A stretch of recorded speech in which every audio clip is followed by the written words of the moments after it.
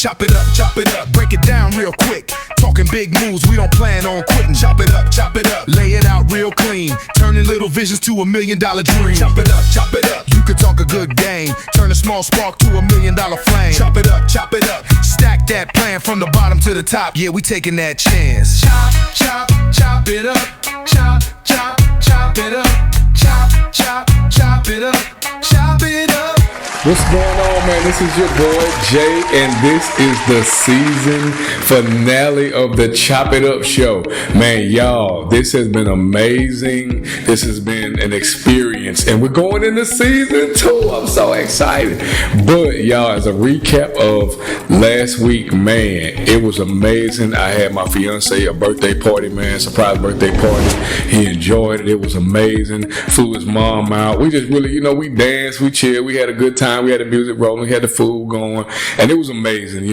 Family, like I always say, y'all know family is everything to me, and it's amazing to have family that will come out and enjoy and spending time with you, and really understanding that family time is very sacred. And it really is, man. Like, you really need to sit back and just enjoy life and what life throws at you and play the cards that you dealt. But it makes it so much easier, man, to do it when you got family. It really does, man. But y'all, it's so much going on that doesn't, man, oh my God. But y'all, we finna talk about it today. Y'all know we finna get into it. Let's get into the first chop session, y'all. Oh my God, chop session. Oh, chop session. All right, okay. So, Donald Trump. Oh my God, bro. Donald Trump retweeted a video and a picture of the Obamas looking like apes. Monkeys, y'all. Apes. I was completely blown away. I was completely flabbergasted, man. I did not understand what was going on. The thing about it is, I can't say I can't believe it, because look what we dealing with. But I just say that was the most disgusting display of presidency I have ever seen in my life. Like, I don't understand how this can be made something that's okay, how this can be wrote off, how this can be showed like this is something that you typically deal with. You know what I'm saying? This is not something that you typically deal with. That is completely mind-blowing, and I just do not feel like it should be allowed. I do not feel like it should be tolerated. I feel like it should be dealt with, because the Obamas, for me, they are very intelligent people, and they have a lot of integrity about themselves. Obama and Miss Michelle, they are amazing people. They did a lot for this country. Whether whoever may believe that they did not, that's your opinion. My opinion is they've done a lot for this company. So I don't understand how the current president can get away with these type of things, because it's just not right. Like, that's just not right, shared or not, whatever the case may be. I just don't feel like this should be taken lightly. I don't feel like it should be overlooked. I feel like it should be handled. And I feel like a presidential candidate or president should be held to a higher standard. And I feel like that they should know things to do, basically know what to do and know what not to do. And I don't think in this particular situation that somebody knew what to do and what not to do, and then it turned up to being a fiasco like it is now. We already got this crap with the Epstein files going on, all this other kind of nonsense. But then this is out here now, and it's like, if you didn't want yourself to look bad, this is what's gonna happen, man. So I just feel like that the House of Representatives needs to get together and figure out what they're gonna do about this situation at hand, because it should not be tolerated. It should not be allowed. Because if it was a normal, regular human being, it would not be. They would write them off. They would completely disintegrate that person. So I don't feel like that the president should be given any type of leeway. So we'll just see what becomes of it. I'll just say that. We just gonna see. We'll be waiting, but we just gonna see. All right, the second y'all, and it's been all in the news. Everybody been talking about it. Glorilla and her sister have been battling it out on Instagram, everywhere, TikTok, everywhere. But basically, Glorilla's sister is basically stating that Glorilla left them, didn't do anything for them, didn't give them a dime, didn't come back and help them or anything like that, and sources say that back, I think a couple of years back, that Glorilla and her sister had like a falling out. But from my understanding, the sister pulled out a weapon on Glorilla and also set Glorilla up in a situation where she had to go to jail. So, you know what I'm saying? There's a lot of sibling rivalry going on right there, and I don't like sibling rivalry, but you know what I'm saying? When you threaten another sibling in that type of situation, it can be a little jarring, and it makes them, you know, not want to help you. You know, if that makes sense. But you know, siblings gonna be siblings, and you know, we always expect that love is gonna be there. You know, you're supposed to help your sibling and everything like that. But me personally, I would have helped my sibling. Most definitely, I would have helped my sibling. But if my sibling was doing things like the sister was doing, absolutely not. I'm pretty sure Glow tried to help her, even after the weapon situation, even after. And Glow made a statement. Glow said, "Listen, I helped y'all. I came back and I did what I was supposed to do. Y'all are treating me like I'm this. Y'all treat me like I'm that. And also, you must forgot about the time that you pulled that weapon out on me and then had me sent to jail." You know what I'm saying? So these are valid points, you know, that cause corruption in Glow life. So I'd be like, you know, I'd be a little hesitant too if it came down to helping certain siblings, helping certain families, because sometimes family can be your worst enemy.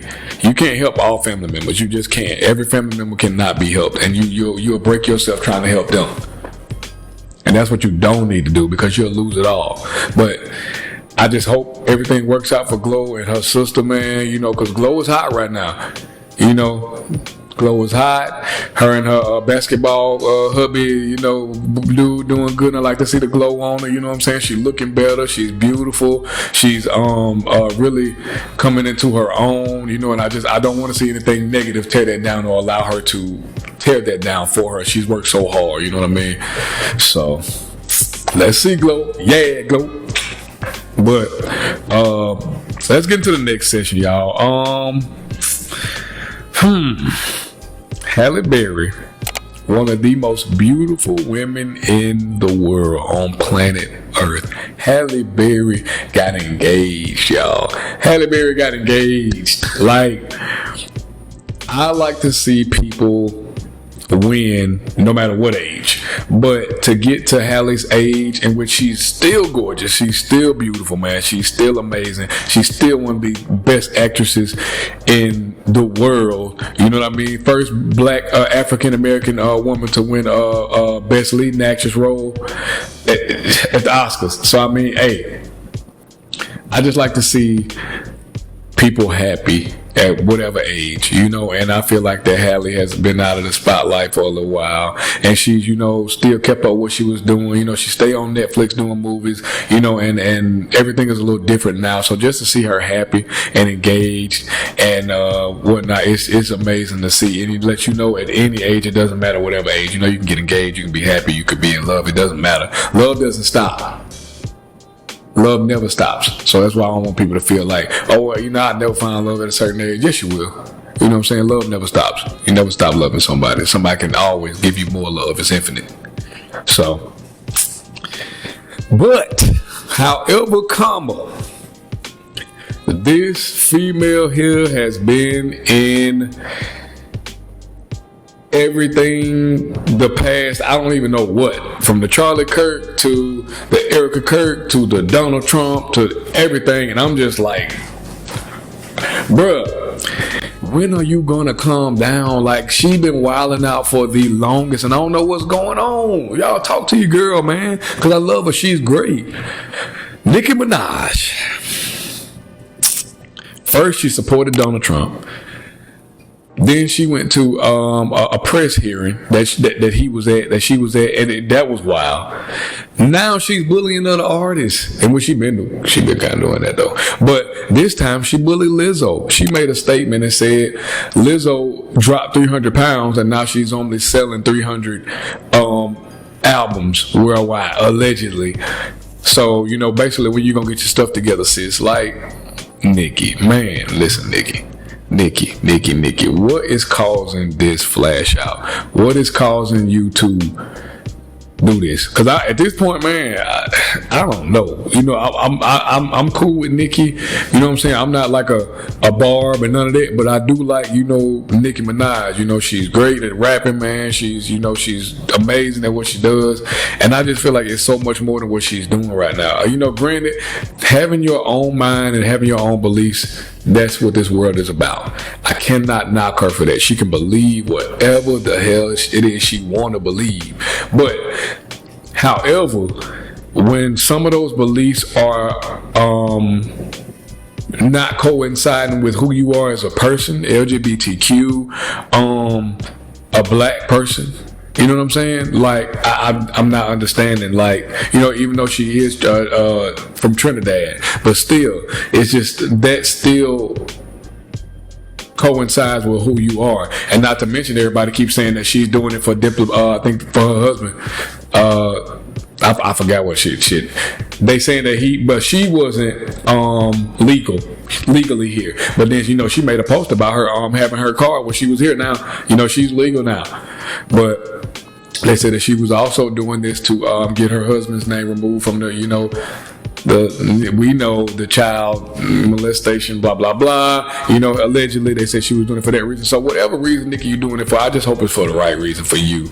You know what I mean? But for what it's looking like, I just do not want your career to take a downward spiral or slope because of these just because you want to go against the grain. Everybody likes to go against the grain if they feel deeply about it. So maybe she feels deeply about it, but I just don't know. For me, it's just not a good look. I just hope things transition well and just we find out more about it, but it's just not looking good for me. You know what I mean? I just don't like the look of it, and we'll see, y'all. So let's get into this third session. Y'all know this is one of my favorites. I always say, because this is about real things, real life stuff, and let me put my chair up. I really want to get into this one. This season finale. So I need y'all to engage on these, because I know y'all mothers and y'all fathers, y'all got a lot of stuff dealing with this. So I want to know. Okay, we got these. Actually, got these questions in. How do y'all feel about stepfathers being able to discipline kids? I'm gonna say it again. How do y'all feel about stepfathers being able to discipline kids that are particularly not theirs, but theirs, married or whatever case may be? My opinion. If you are the mother of that child and you married this man, or you are in a relationship with this man and you have been in a relationship with this man for a long time, longevity, or married for a while, and this child is in the house with him, he should have the right to discipline that child. Let me tell you why. If he is doing for that child, if he is making sure that child has clothes on his back just like you are, cooking, cleaning, make sure that child is taken care of, making sure that child is at the hospital, the doctor when he needs to be, making sure he's picked up from basketball practice, soccer practice, all of that. If he's in that child's life like this, there is no reason why that man should not be able to discipline that child. And you as a mother should say, my child should not be in this man's house and he not be able to discipline him, because he's doing all of these things for my child. He's being there as a father figure for my child. He's spending money on my child. He's spending time with my child. So he should be able to correct him. Now, granted, I'm not saying brothers go upside these kids' heads and treat them like they're the redhead stepchild. But no, women, these men should be able to discipline these kids, especially if he's spending his hard-earned money on this child and making sure that that child is provided for, even though that child is not his legally. If he's married to him, that child is his, because he'll love him like it's his own. But mothers, if you don't want that man to discipline that child, and he's in the house and he's doing for that child, then you and your child, you need to take your child, you need to get out of that man's house. And I just say it like that. If you want to be the only one disciplining your child, don't expect that man to provide for that child. Then you do it. You take care of that child.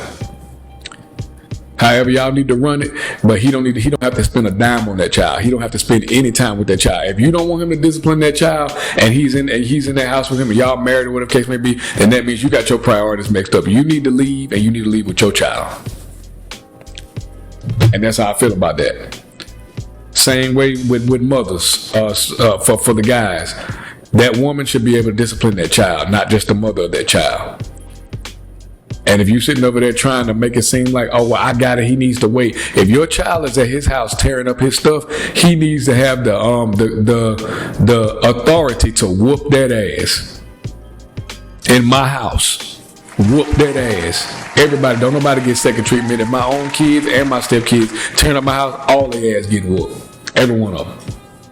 So, I'm just saying, for the ones that doing this, y'all wrong. That's my opinion. Y'all wrong. Sorry.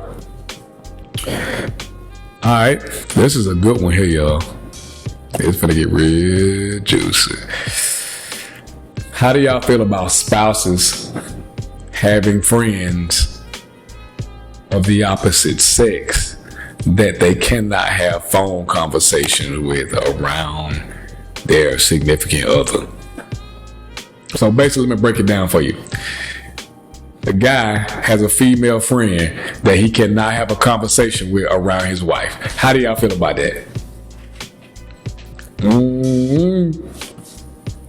Yeah. Me personally, that's an absolute no. Hell no. Hell no. If you can't talk about what you need to talk about around me with them, or if you can't have a conversation, or you have never had a conversation with them around me about anything, that's a red flag. Big red flag. Big red flag. Absolutely not. Every person, every friend should be known. If y'all are spouses, every friend should be known. Every friend. And if you can't have a conversation on speakerphone with me, with one of your friends, that means y'all talking about some shit y'all need to be talking about. I ain't for it. I ain't here with it. Find you another friend. Find you another friend. That ain't the friend you need to be having. You need to get them on up out of here. So, that's just me. That's how I feel about it. Y'all let me know in the comments how y'all feel about it. That's a big one, because I really want to know how y'all feel about it. Alright, so this is another one. Curfew. What time should your partner be in the house? From the club, from his homeboy's house, or her friend girl's house, and y'all not with each other. Like, as far as y'all not going out with each other. What time? I say, me personally, I say no later than 2 p.m. Now, we together, we can stay out all night long. All night long. Maybe I'll strike that. 3 is close. 3 is a little pushing it. But 2 a.m., you need to be in this house. In the bed with me.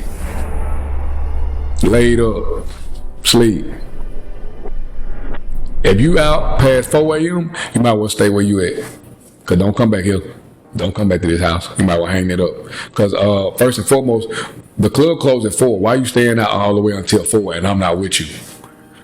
Nah, for me, it's about respect. And you need to respect your partner that you with. And if you staying out that late, you know what I'm saying? Not saying that it's going to rise. And I don't want to hear nothing about all that bullshit about, oh, well, that's just insecurity. No, that's just an excuse for y'all to stay out as long as y'all want to stay out and y'all feel like that's going to work. That don't work.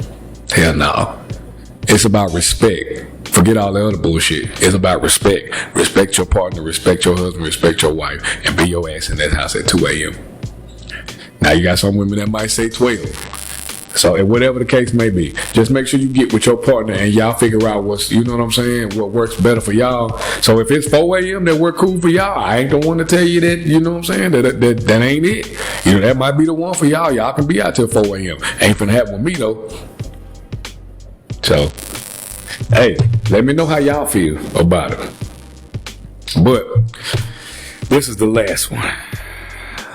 I know this is gonna be a good one for y'all. Okay, about business.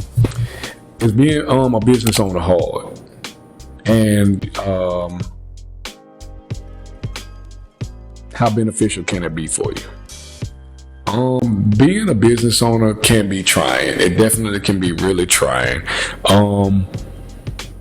You know, you can lose it all. You can not make enough money to take care of it. You can have some tax issues. You can have anything going on with that business. You just might not have the people that depending on the business, the flow of traffic, the people that's coming in, and it makes your business suffer. You know, whether that be food, restaurant, anything, taxes, doing tax, anything. And it's hard, but once you get that niche like of doing it, you get it together and you understand, and it actually becomes a successful business and you grind hard, it'll work. You know, it just takes a lot of work, and it takes a lot of dedication and praying and a lot of strength to keep pushing in it, because it's going to be some days where you feel like you ain't going to make it. It's going to be some days that feel like this just ain't going to work. It's going to be some days that feel like, look, I quit. You know, this ain't working. I'm not making any money. But it's only on you, depending on you, whether you want to stop or not. I say don't stop, keep going. Look at me. I'm keeping this show going as long as I can, as long as something happy. I want to be on anything, y'all. I want to do Tubi. I want to do daytime TV. I want to do movies. I want to do everything. I want to be on Netflix. I want to do everything. But it's just the goal of continuing to push forward and not give up. You know what I mean? It's all about your perseverance. But y'all, season 1 has been epic. It has been so beneficial. It has been so rewarding. It has been so amazing getting to know y'all and understanding who y'all are as people, and just talking to y'all, growing. Y'all done grew me to almost 2,500 followers, man. Y'all keep doing it. Like, I really enjoyed this. That's why we got a season 2. That's why we got a season 2. Because I just feel like I want to keep going. I want to get to know the world. I want to know everybody in the world. I want to get to know your struggles, what you guys are going through. How do you love your families? How do you spend time with them? How do you love your children? How do you love your mom, your dad, your sister, your cousin, your brother, your auntie? You got a business. You need some financial help. You know what I'm saying? I want to know it all. I want to know all of y'all struggles. Because the thing is, if we know each other's struggles, we can pray for each other and help each other. Now that's the real shit. That's the real deal. So, I'm Jay.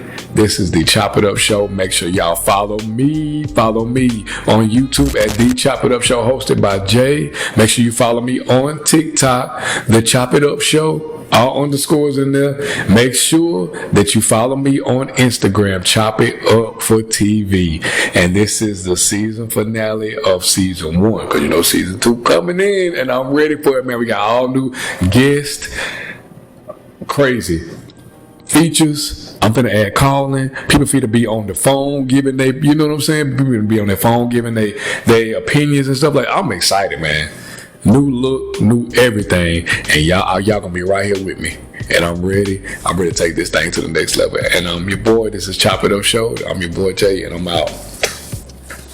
Chop it up, break it down real quick. Talking big moves, we don't plan on quitting. Chop it up, lay it out real clean. Turning little visions to $1 million dream. Chop it up, you can talk a good game. Turn a small spark to $1 million flame. Chop it up, stack that plan from the bottom to the top. Yeah, we taking that chance. Chop it up, chop it up, chop it up.